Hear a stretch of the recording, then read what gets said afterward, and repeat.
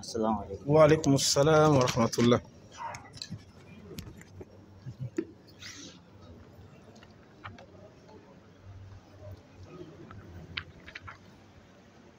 العالمين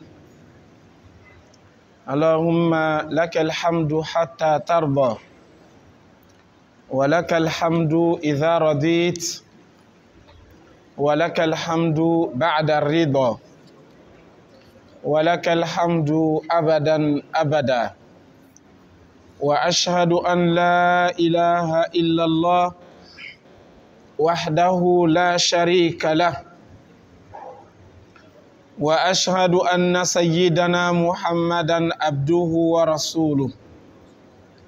سبحانك اللهم لا علم لنا إلا ما علمتنا إنك أنت العليم الحكيم. اللهم يا معلم إبراهيم علمنا ويا مفهم سليمان فهمنا. اللهم أرنا الحق حقا وارزقنا استعماله. اللهم أرنا الباطل باطلا وارزقنا اجتنابه. ثم أما بعد، السلام عليكم ورحمة الله وبركاته. Louange à Allah, Seigneur de l'univers.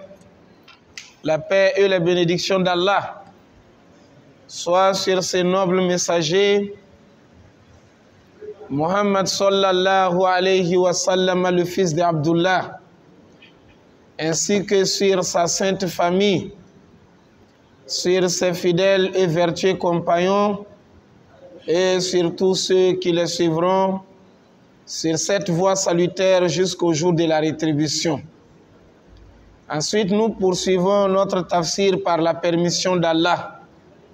Et la sourate que nous allons entamer aujourd'hui, il s'agit de la sourate At-Takwir. Sourate At-Takwir, ou soit sourate Idha Shamsu Kuwirat. Cette sourate, elle est mécoise. Elle est descendue pendant que le prophète vivait à la Mecque. Elle est placée entre la sourate Abasa et la sourate Infitor. Alors le prophète Muhammad sallallahu alayhi wa sallam, il nous a dit dans un hadith authentique que toute personne qui veut voir la scène du jour du jugement, qu'il puisse lire 3 sourates. C'est comme s'il voyait le film du jour du jugement devant lui. Comment les événements vont se dérouler.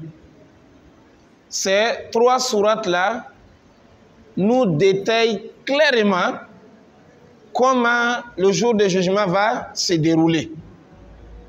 La première de ces sourates, c'est Sourate At-Takwir, celle-là que nous allons lire aujourd'hui, Inch'Allah Ta'ala. Et la deuxième sourate, c'est Sourate Al-Inshiqaq, celle qui suit cette sourate. Et la troisième sourate, Sourate Al-Infitor, celle qui suit cette sourate. Et la troisième, c'est Sourate Al-Inshiqaq. Donc, ces 3 sourates, le prophète nous dit, celui qui veut voir les événements du jour du jugement devant lui, qu'il puisse les lire. Sourate At-Takwir, Sourate Al-Infitor, avec Sourate Al-Inshiqaq. Alors nous allons, Inch'Allah, écouter d'abord sa lecture, et bien après, nous allons revenir sur les versets, un à un, pour essayer d'interpréter par la permission d'Allah. Nous demandons à Allah de nous assister et de nous accorder la réussite dans ce que nous allons dire de sa parole. أعوذ بالله من الشيطان الرجيم.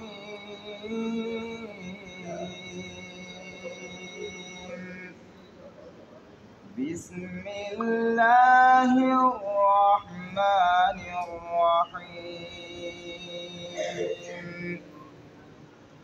إذ وإذا الشمس كورت وإذا النجوم كدرت وإذا الجبال سيرت وإذا العشار عطلت وإذا الوحوش حشرت وإذا البحار سجرت وإذا النفوس زوجت وإذا الموءودة سئلت بأي ذنب قتلت وإذا الصحف نشرت وإذا السماء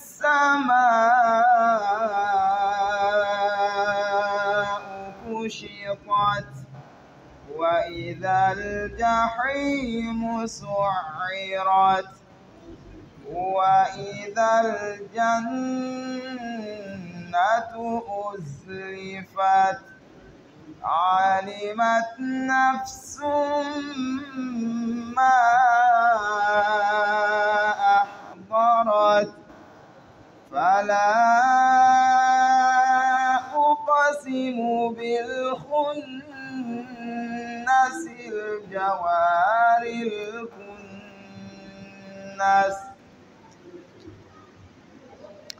Alhamdulillahi Rabbil Alamin. Alors la sourate est la 29 ayah, 29 versets. Ce n'est pas une longue sourate. Mais avec ces 29 sourates qui ne font même pas une page, la sourate est composée de quelques étapes. La première étape, Allah subhanahu wa ta'ala a commencé à nous parler des événements du jour du jugement. La deuxième étape, il nous a parlé de Jibril alayhi salam, l'ange Gabriel. La troisième étape, il a parlé du prophète Muhammad sallallahu alayhi wa sallam. Et la quatrième étape, qui est la dernière, alors Allah nous a parlé du sort des humains, les hommes. Donc la sourate, comme nous avons dit, c'est une sourate de la Mecque. Et Allah subhanahu wa ta'ala, il va la commencer de cette façon. A'udhu billahi minash shaytanir rajim. Je cherche la protection auprès d'Allah contre le Satan banni. Bismillahirrahmanirrahim. Je commence avec le nom d'Allah, le tout miséricordieux et le très miséricordieux. Idha shamsu kuwirat. Idha, lorsque. Idha, au moment dont. Shamsu, le soleil. Kuwirat, sera obscurci. C'est-à-dire, il va perdre sa lumière. Il va perdre sa lumière. Lorsque le soleil va perdre sa lumière. Dhahaba dawuha. Alors ici, le mot kuwirat en arabe, quand on regarde le sens normal de ce mot-là, ça veut dire lorsque le soleil sera plié. Tu prends une natte ou bien tu prends un tapis, tu emballes ça, tu plies ça. C'est ça qui est kuwirat. Mais Ibn Abbas, radiallahu ta'ala anhu, le plus grand connaisseur des tafsirs de la communauté du prophète Muhammad sallallahu alayhi wa sallam, lui il est allé droit. Il dit lorsque le soleil va perdre sa lumière, lorsque les gens seront dans le noir. Pourquoi? Parce que lorsque le soleil sera emballé, le soleil sera plié par les anges et qu'on va l'enlever, il n'aura plus de lumière. Non, lui, au lieu de dire lorsque le soleil sera plié ou emballé, il dit lorsque le soleil va perdre sa lumière. Parce qu'on va l'emballer, on va l'enlever. Il n'aura plus de jour et de nuit. Parce qu'on est arrivé déjà à la fin des temps. On est arrivé déjà au jour du jugement. Donc le temps ne va plus exister comme nous voyons. Le temps qui doit exister maintenant, c'est le jour du jugement, qui est composé d'un seul jour, mais qui compte 50 000 années de nos années que nous comptons ici. Donc Allah subhanahu wa ta'ala, il a parlé déjà d'un événement du jour du jugement. Dans la sourate passée, nous avons vu quelque part où Allah a dit Faïda ja'ati Sokha. On a dit Sokha, c'est un jour du jugement. C'est un nom du jour du jugement. Mais lorsque ce jour-là va arriver, les événements qui se dérouleront sont là maintenant. Voilà pourquoi on a dit, et lorsqu'on finit une sourate et qu'on attaque l'autre, la sourate qu'on attaque là a toujours un lien avec la sourate qui vient de finir. Ça a toujours une relation ou un rapport avec la sourate qui est finie. La sourate qui est finie nous avait parlé de la fin du monde. Et ici là, Allah nous parle du jour du jugement, les événements qui vont se dérouler. Alors le premier, il a dit, lorsque le soleil va perdre sa lumière et le monde sera dans le noir, le soleil sera emballé par les anges. On va le plier lorsque ce jour-là va arriver.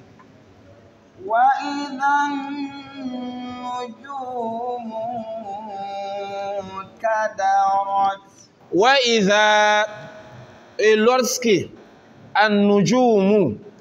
les étoiles vont tomber, lorsque les étoiles vont tomber, l'étoile n'est pas une petite planète. Une seule étoile dépasse la Terre, la grandeur de la Terre de plusieurs fois. Plusieurs fois. Mais Allah subhanahu wa ta'ala a dit, il y aura un jour où ces étoiles-là vont tomber. Il n'y aura plus d'étoiles. La lumière qu'on voit là ne va plus exister. Et les étoiles aussi, leur nombre est tellement beaucoup. Lorsqu'il y a une qui tombe, il y a l'autre qui est là. Les étoiles ne font que se remplacer. Et Allah subhanahu wa ta'ala, il a créé ces étoiles-là, pour embellir le ciel, pour orner le ciel, pour rendre le ciel beau. 2, Allah subhanahu wa ta'ala, il a créé les étoiles pour faire de ces étoiles-là une matière qu'on prend pour lapider le diable. Parce que les djinns mécréants, ils ont l'habitude de former un rang. Il y a un qui monte sur l'autre, il y a l'autre qui monte sur l'autre jusqu'au niveau du ciel. Dieu leur a donné cette capacité. Ils vont écouter les informations que Allah a données aux anges et les anges sont en train de s'informer dans le ciel. Quand ils écoutent, ils savent que donc demain un tel doit mourir. Demain un tel doit tomber malade. Demain un tel doit avoir de l'argent. Parce que c'est un secret. Et lorsque leur présence est sentie, alors les anges prennent déjà l'étoile pour les lapider. Ça les trouve comme un feu. Donc les étoiles aussi sont là pour lapider le diable. Les diables qui montent pour aller vers le ciel. Allah a dit, j'ai fait de ces étoiles-là aussi un moyen qu'on utilise pour les lapider. Ça fait 2. Troisième chose, Dieu a créé aussi ces étoiles-là pour servir les gens qui maîtrisent les étoiles lorsqu'ils sont dans le désert ou dans la brousse. Il y a de ces étoiles-là qui sont toujours sur la ville. Il y a de ces étoiles qui sont toujours sur la mer. Les gens qui maîtrisent les étoiles, quand ils regardent la lune, ils voient cette étoile est là, même s'il est perdu, il est dans la brousse où il n'y a pas de gens, où il est dans le désert, ou bien il est sur la mer, il sait que cette étoile-là se trouve chaque fois sur une ville. Donc je dois aller à sa direction. Il prend la direction là jusqu'à ce qu'il va aller tomber sur une ville.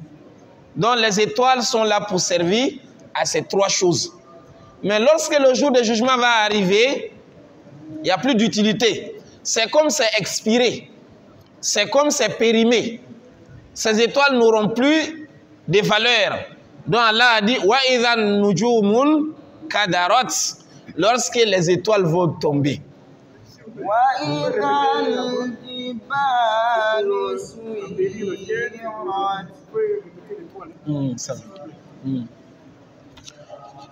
Alors, on a dit que les étoiles sont là pour trois utilités. La première des choses, Allah subhanahu wa ta'ala, il va nous dire au début même de Suratu Al-Mulk, il va dire وَلَقَدْ زَيَّنَّا السَّمَاءَ الدُّنْيَا. C'est vrai que moi, Allah, j'ai embelli, j'ai orné le ciel de ces bas mondes. Le ciel que nous voyons là, le premier ciel, à notre niveau. Mais quant au niveau des anges, c'est le dernier ciel. Parce qu'ils sont en haut. Et ils considèrent ça comme le dernier. Mais nous, on considère ça comme le premier. Alors Allah a dit, Zayyana sama ad-dunya bimasabiha. J'ai embelli ce ciel-là avec les étoiles. Waja'alnaha. Et j'ai fait de ces étoiles aussi rujuman li shayatin. Un moyen pour lapider les démons, les diables, les djinns kafirs qui montent pour aller vers le ciel. Et même dans Suratul Jinn aussi, tu vas les entendre eux-mêmes en train de parler là-bas. Ils vont dire Faman yastami il-ana yajid lahu shihaban rasoda. Celui qui monte maintenant là, il trouve une étoile chaude. Parce qu'on prend l'étoile, on les lapide avec. Donc ça fait deux. Première chose, pour embellir le ciel. Deuxième chose, pour lapider les diables. Et troisième chose, pour servir les gens qui maîtrisent la connaissance des étoiles. Parce que la direction, voilà, surtout ceux qui sont dans le désert ou dans les brousses. Mais orientation, très bien. Mais il ne faut pas confondre aussi avec des gens qui restent là, ils disent qu'ils ont une science qui est liée aux étoiles. Ils s'arrêtent là, ils regardent les étoiles, ils disent demain il va voir ça. Après demain il va voir ça. Non, ça c'est satanique. Ça c'est diabolique. C'est pas ça. Mais c'est de savoir que cette étoile-là, parce que les grandes étoiles ont leur position, ont leur nom. Ils ont même des noms, ces étoiles-là. Donc, celui qui les maîtrise, quand il voit la lune est là, il sait qu'au côté droit de la lune, c'est cette étoile qui est là. Et côté gauche, c'est cette étoile. Devant, c'est cette étoile. Derrière aussi, c'est cette étoile. Et cette étoile-là, chaque fois, elle est en train d'apparaître sur une ville. Elle n'est jamais sur une brousse ou sur la mer. Donc là, quand elle se perd, même les grands chasseurs qui maîtrisent ces étoiles, ils regardent. Il va savoir, ah, là-bas, là, quand même, il y a une ville parce qu'il y a cette étoile-là qui est là. Il va prendre la direction. Et il va aller tomber aussi sur une ville. Donc, c'est pour ces trois utilités. Embellir le ciel, un moyen pour lapider les diables, et aussi pour servir de l'orientation à ceux qui maîtrisent les étoiles.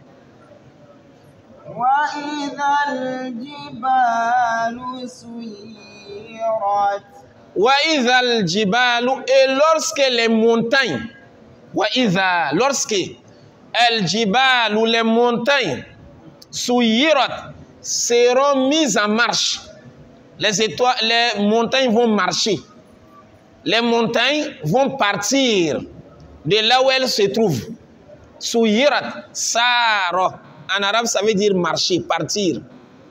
Dans ces grandes montagnes-là, il arrivera un jour, comme Allah même a dit, وَتَكُونُ الْجِبَالُ كَالْعِهْنِ الْمَنْفُوشِ. Les montagnes vont devenir comme du coton. Et le coton, si on le met ici, s'il y a un vent qui souffle, ça va amener le coton parce que le coton n'a pas un poids. Donc, les montagnes vont devenir comme ça. Ça va devenir de la poussière. Et cette poussière-là, lorsque le vent souffle, ça amène ça, suyirat. Donc, il n'y aura plus de montagnes. La terre sera plate.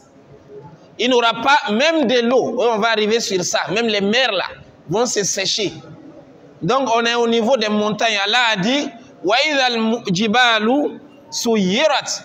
Et lorsque les montagnes seront mises en marche, on va les mettre en marche. On va les faire partir de là où elles se trouvent. Donc la terre sera plate. Pas d'herbe, pas d'arbres, pas d'eau, pas de montagnes, pas de maisons. Ça c'est la réalité du jour du jugement.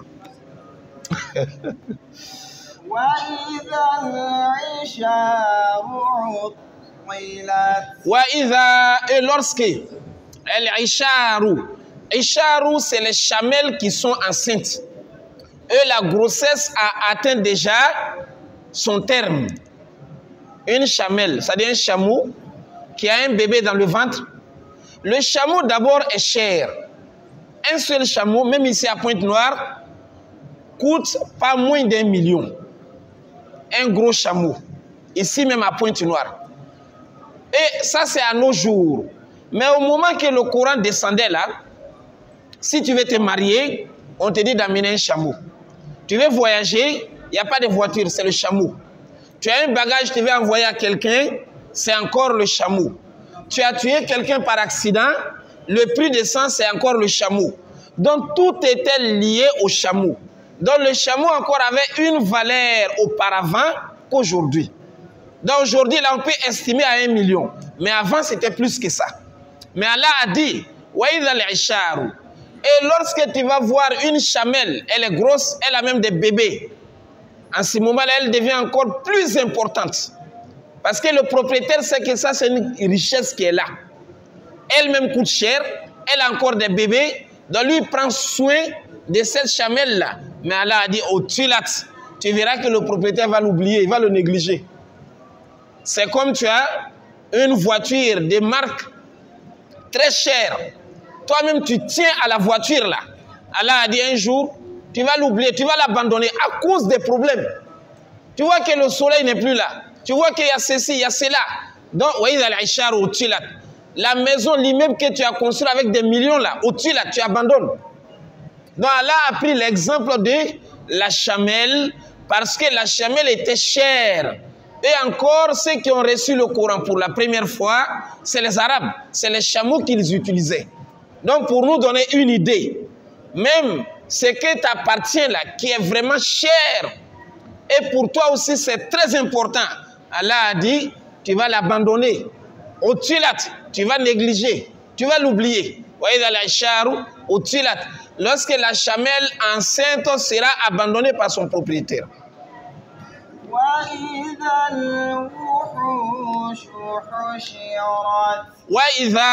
Et lorsque Wuhushu, c'est les animaux sauvages. Le lion, le loup, les gazelles, tout ce qui est dans la brousse là, Al-Wuhushu. Hushirat seront rassemblés. Les animaux sauvages seront rassemblés. Nous savons que lorsque le lion a faim et qu'il voit un lapin, ou bien il voit devant lui une gazelle, la première des choses, il va bondir sur ce petit animal-là pour le prendre et manger. Ou bien si son enfant a faim, c'est ce qu'il va faire. Il va aller à la chasse. Il va prendre les petits animaux, venir donner à ses enfants. Mais Allah a dit, le jour du jugement, tu verras ces animaux différents la rassembler à un même endroit. Le loup est là, le mouton est là, il ne s'occupe même pas des moutons. Il a son problème qui a fait qu'il a oublié ça. Le lion est là, le lapin est là, il ne regarde même pas le lapin. Tous seront rassemblés à un même endroit et tu ne trouveras aucun animal s'occuper de l'autre. Il ne le mange pas, il ne le regarde même pas. Parce que lui, il est paniqué. Il regarde les événements là, il n'a même pas l'idée qu'il y a une viande devant lui qu'il doit manger. Donc Allah a dit, tu verras les animaux rassemblés. Les animaux qui ne peuvent même pas rester ensemble, comme la souris et le chat. Tu verras le chat est là, la souris est là. Le chat ne le regarde même pas. Parce qu'il est préoccupé par sa situation difficile. Lorsque tu verras les animaux rassemblés, les animaux qui sont des ennemis, ils seront côte à côte. وإذا البحار سجرت وإذا البحار سجرت. Allah subhanahu wa ta'ala dit wa idha, et lorsque al-biharu, les fleuves, les océans, sujirat, sera allumé. Sera allumé. La terre que nous habitons, en bas de la terre, il y a un feu. Et le feu là est beaucoup attisé, ça s'allume fort. C'est un feu très ardent qui est sous la terre. Lorsqu'on va arriver au jour du jugement, c'est ce feu-là qui va faire son apparition. Et le feu-là va faire sécher toutes les eaux qui sont là, même la mer. Et c'est ce feu-là souvent qui cause des dégâts que nous appelons par le volcan. Le feu qui est en bas là. Lorsqu'Allah subhanahu wa ta'ala avait châtié un peuple, ou bien si Allah avait montré son miracle, il va casser la terre, il va fendre la terre. Le feu qui est en bas sort. Et c'est ce feu-là maintenant qu'on va voir en train de couler sur la terre. On dit il y a eu le volcan dans tel pays. Il y a eu le volcan dans telle ville. Ce feu est déjà là. Ça y est en bas. Mais lorsque la fin du monde va arriver, Allah subhanahu wa ta'ala a dit quoi? Tu verras les mers là seront allumées par le feu qui est en bas. Donc le feu va sortir. Parce que la terre va trembler. La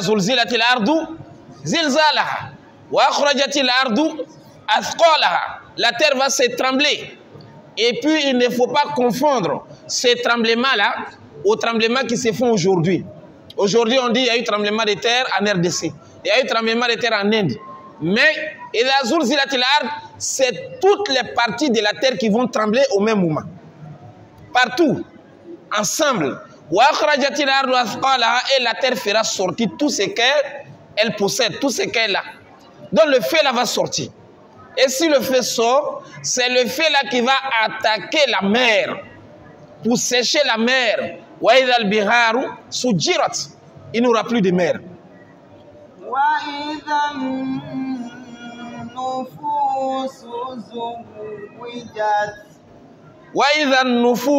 Et lorsque les âmes seront accouplées, seront ensemble, c'est-à-dire les hommes. Lorsque les hommes seront rassemblés par groupe, ils seront par groupe. Donc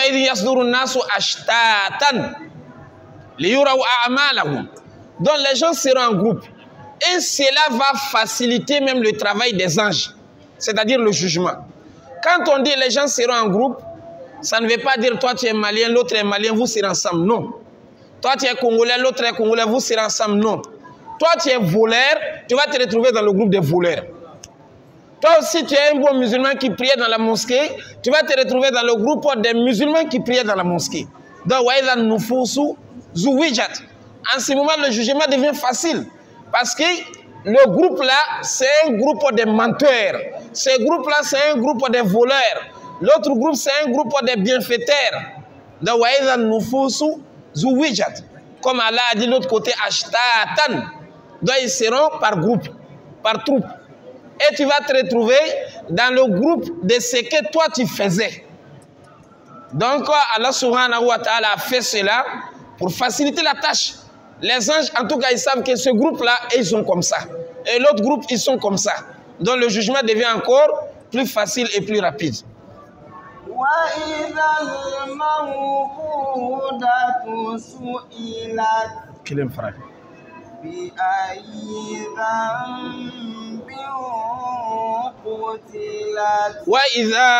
Et lorsque al-maw'udatu, les enfants enterrés vivants, sous Ilat, seront interrogés. Les enfants qu'on a tués sans cause. Les Arabes auparavant, lorsque sa femme mettait au monde une fille, il dit non, la fille n'a pas d'utilité. Parce que la fille, tu vas la nourrir, tu vas aussi l'habiller, tu vas la loger, tu vas la soigner quand elle est malade. Et lorsqu'elle va grandir, il y a un homme qui va venir la marier pour l'amener. Toi, tu as perdu. Donc ça, c'était leur mentalité à eux. Ils disaient que les femmes n'ont pas d'importance. Donc ils tuaient des filles. Tu trouves une fille, tu la prends, tu vas aller l'enterrer. Ils les enterraient même vivants. Donc pour eux, la femme n'a pas d'importance dans la société. Parce que la femme aussi, elle est là. S'il y a une guerre ou bien il y a un combat entre votre famille et l'autre famille, pour eux, la femme ne peut pas servir. Elle ne peut pas les combattre. Donc, pour tout ça, ils disaient que les femmes n'ont pas d'importance. Ils tuaient les femmes. Mais, alhamdulillah, cela aujourd'hui n'existe plus depuis l'avènement du prophète Mohammed sallallahu alayhi wa sallam. Mais n'oublions pas que même chez nous, il y a aussi quelque chose semblable à cela qui s'est fait, qui est quoi? L'avortement. Une femme a porté une grossesse, c'est interdit d'avorter. À moins que, dans une seule condition, si elle va à l'hôpital et que le docteur dise, en tout cas là où elle est là, si elle veut accoucher, sa vie est en danger. Si on dit que la vie de la maman est en danger, alors les savants disent on va peser les deux.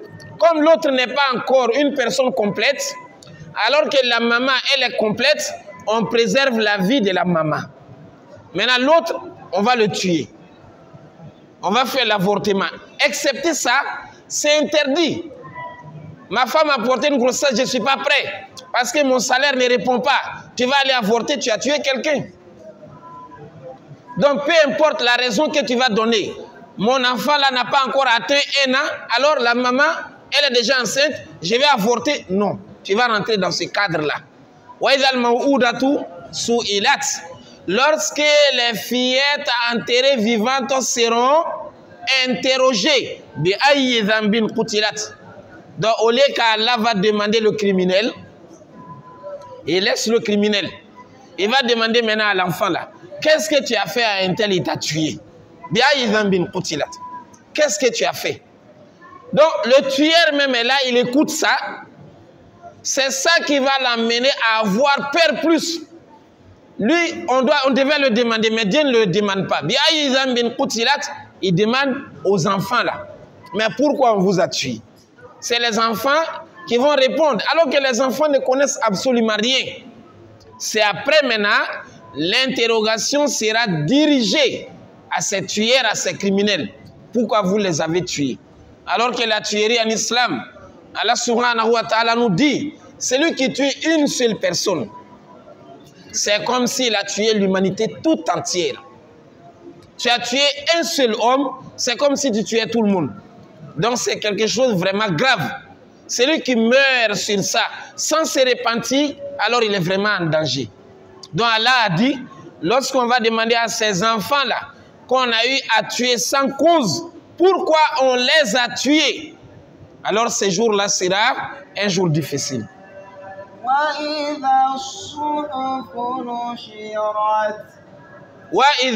Et lorsque les livres, les récits, nous shirat seront partagés. Nous avons dit la fois passée que chacun de nous a son livre. Et le livre là, on va le fermer le jour où tu vas mourir. Il y a un livre au nom de chacun de nous. Ce que tu as eu à faire est relevé dedans. Et le jour du jugement, on va venir donner à chacun son livre. Et c'est toi-même qui vas lire ce qui est dans le livre. Il ne se trouvera personne sur place qui va dire, moi je ne sais pas lire. Allah fera que tout le monde peut lire. Tu ouvres ton livre et tu commences à lire toi-même. Tout ce que tu as eu à faire, petit ou grand, c'est mentionné dans ce livre. Alors Allah a dit, et lorsque les livres, nous shirat, seront partagés à leurs propriétaires, chacun a son livre. Non. Chacun a son livre. Hein? Mais il y a des gens, on donne leur livre par la main droite. Quand on donne le livre par la main droite, alors c'est un bon signe. Lui, il a réussi. Mais lorsqu'on donne le livre par la main gauche, et c'est même grave, quelque part Allah a dit, Wara Adhari. Il y a des savants qui disent, on va prendre sa main gauche. On va percer son ventre avec la main pour sortir derrière lui. Et on va lui remettre le livre derrière. Wara Azohari, c'est derrière.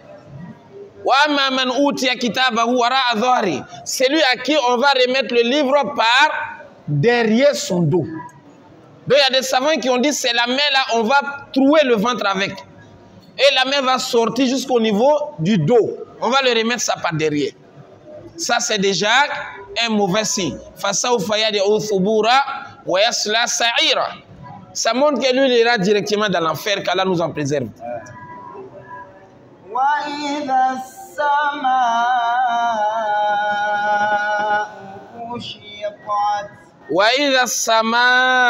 Et lorsque le ciel sera enlevé, le ciel sera enlevé. On va l'enlever de là où elle se trouve. Comme nous avons dit, toutes ces créatures-là sont là pour une durée bien déterminée chez Dieu. Quand on arrive au jour du jugement, c'est comme ces créatures-là ont expiré. C'est comme ces créatures-là, leur date est déjà passée. On va l'enlever de là où il se trouve. Il n'y aura plus de ciel encore.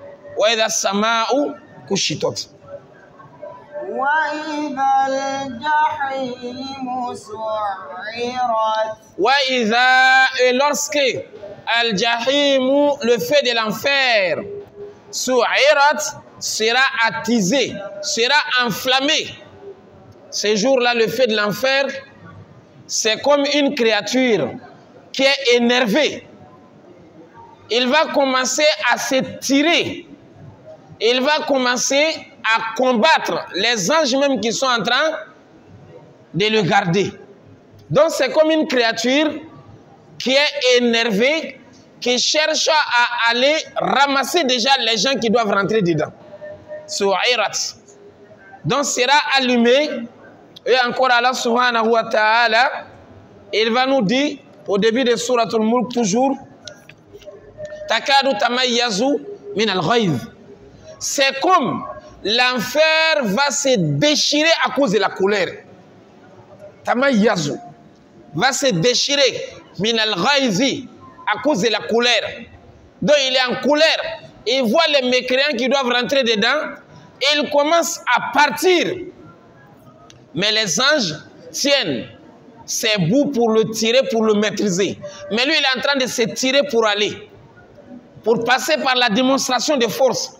Et le messager d'Allah, il nous a parlé des anges qui tiennent les bouts de l'enfer pour que l'enfer ne puisse pas se déplacer, aller prendre déjà chez ces gens. Donc il va dire 70 000 anges qui est là pour tenir un seul côté. Alors que un seul côté là aussi a 70 branches. Donc quand tu vas compter, c'est comme c'est des milliards d'anges qui sont là pour maîtriser le feu de l'enfer. Pour tranquilliser le feu de l'enfer. Parce que le feu de l'enfer veut sauter, aller prendre des gens. Wa idhal jahimu su'irat. Wa idhal uzlifat. Mais de l'autre côté, Allah a dit wa idha, et lorsque al-jannatu, le paradis, uzlifat, va s'approcher. Le paradis, on va l'ouvrir. Les gens qui doivent habiter dans le paradis, ils voient déjà l'intérieur du paradis. Ils voient déjà la vie agréable qui est dans le paradis. Uzlifat, dont le paradis s'approche. On a dit Al-Jannatu, c'est un jardin. Al-Hadiqatu également, c'est un jardin. Donc Al-Jannatu, c'est une qualité de jardin qui a tellement donné. Tu vois les fleurs, c'est comme les fleurs vont devenir noires. Tellement que le jardin a donné. Donc c'est ça le paradis. La réalité du paradis. Donc Allah a dit, il y a aussi le paradis qui est là. Wa idhal jannatu uzlifat. Lorsque le paradis va s'approcher. Alimat nafsum ma alimat nafsun, l'âme saura, l'âme va savoir, l'être humain va savoir ce que ahdarat elle a amené, ce qu'elle avait déjà fait. L'homme va savoir s'il avait fait du bien ou il avait fait du mal, s'il doit aller dans le paradis ou il doit aller dans l'enfer. Lorsque tous ces événements que nous venons de citer là vont se dérouler, Allah a dit alimat nafsum ma ahdarat. En ce moment, l'homme va savoir quel est le bilan de son travail. Qu'est-ce qu'il a amené sur le terrain de jugement. Bon ou mauvais, il va le savoir.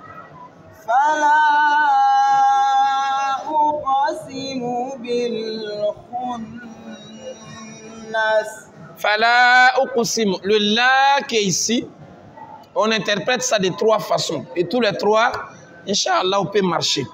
Fala uqsimu. Il y a des savants qui font tomber le la. Ils disent que dans l'interprétation, on n'utilise pas le la là. Parce que la veut dire non. La en arabe, ça veut dire non, c'est la négation. Donc ils disent que la zaïda. On a ajouté seulement, mais ça ne donne pas de sens. Donc si on veut interpréter, on dit seulement fa uqsimu bil khunnas. Donc Dieu a dit, je jure par l'étoile qui se cache souvent et se présente souvent. Donc ça c'est leur interprétation à eux. Le là on ne le considère pas. Ça c'est la première façon. La deuxième façon, fala uqsimu, et ils ont dit le là ne doit pas être tiré. On va le considérer, mais on ne le tire pas. C'est comme si on a dit fala uqsimu. Donc en vérité je jure.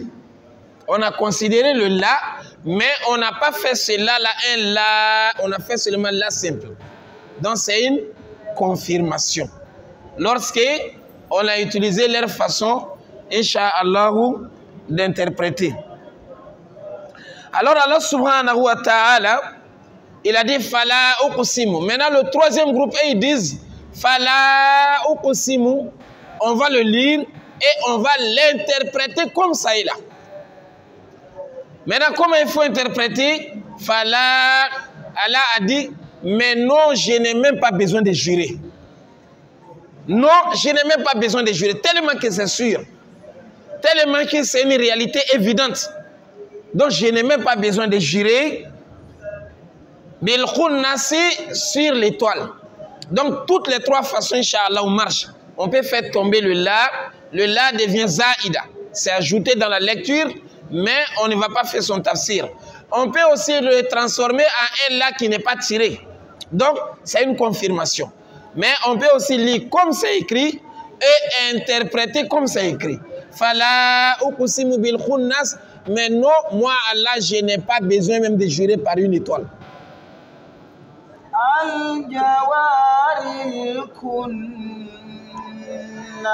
Al-Jawari, l'étoile qui court, qui se déplace. Kunnas, des fois on le voit, des fois on la voit et des fois on ne la voit pas. Quand il fait jour, dans la journée, on ne voit pas. Quand il fait nuit, alors on voit ces étoiles-là. Donc Allah a dit, il jure par ces étoiles. Al-Jawari qui bouge. Al-Kunnasi qui se cache souvent, qui se présente souvent. Qui se cache dans la journée et se présente dans la nuit.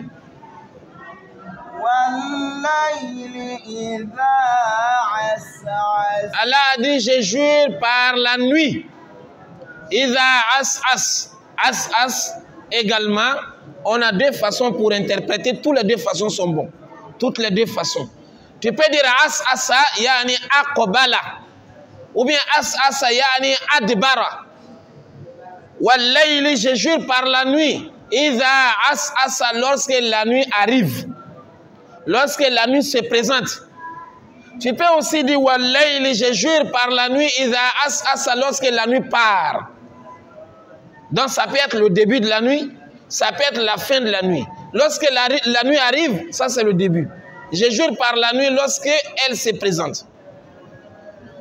Ou bien on peut aussi utiliser cette façon. Je jure par la nuit lorsque la nuit part. La nuit a fini sa mission. Il fait matin, alors la nuit va disparaître. Il y a des mots en arabe qui donnent double sens. Et les doubles sens aussi sont contradictoires. Les doubles sens sont contradictoires. Il y a ces mots-là en arabe. Quand on dit en arabe baka, ça veut dire il a pleuré. Mais si tu apprends, tu arrives au lycée, tu arrives à l'université, on va te dire baka, ça veut dire il a ri. Donc ça veut dire il a pleuré. Ça veut dire aussi il a ri. Inch'Allah, on s'arrête ici. Donc il y a ces mots, Inch'Allah, qui donnent un sens et ça donne son contraire. Comme as-asa. As-asa, ça veut dire c'est venu. Ça veut dire aussi c'est parti. Mot polysémique. Ah, polysémique. Hein? Polysémique, plusieurs sens. Alhamdulillah. Ah. Donc on va s'arrêter à ce niveau, Inch'Allah. Il est l'heure pour faire l'appel, la prière des chats. Si Allah nous facilite le vendredi, nous allons terminer la sourate par la permission d'Allah. On demande à Allah subhanahu wa ta'ala d'accepter nos adorations, de pardonner nos péchés. Allah subhanahu wa ta'ala pardonne à nos morts, qu'il guérisse nos malades. Qu'il fasse que notre dernière parole dans cette vie soit la ilaha illallah Muhammad Rasulullah. Wa sallallahu ala Muhammadin wa ala alihi wa ashabihi wa sallama tasliman kathira wa barakatuh.